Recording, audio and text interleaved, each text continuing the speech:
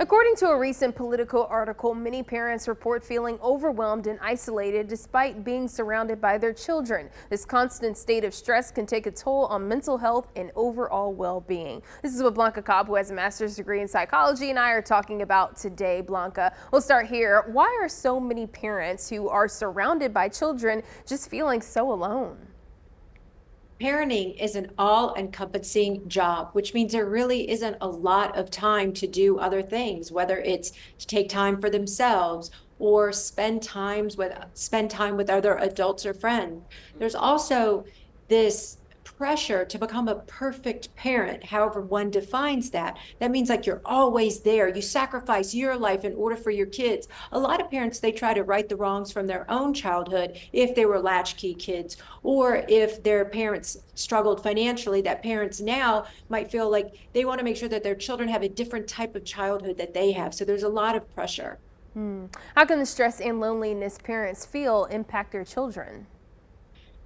The stress and loneliness that parents feel can trickle down to the children in terms of any emotional health issues that they might have, their own behavior or relationship with peers or other adults.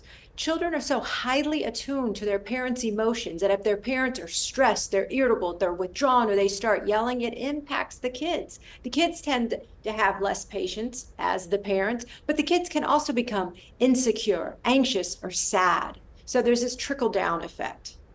Yeah, so what can parents do to battle the loneliness?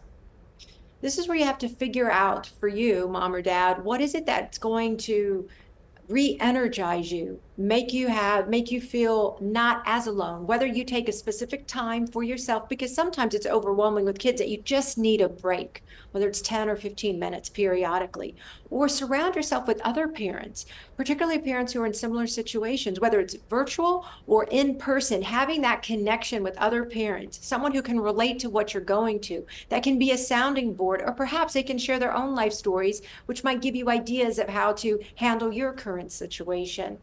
And then also ask for help, whether that's from family or friends or your partner. What is it that you need from somebody else that can get you over the hump? What is it that's going to help you feel part of a group or not so alone? This is where it's an individual decision and an individual choice. So it's not a cookie cutter approach for everybody. You just have to figure it out what it is for you. Yeah, great advice there, Blanca. Thank you so much. And you can continue the conversation with Blanca on her Facebook page, Blanca Cobb, body language expert.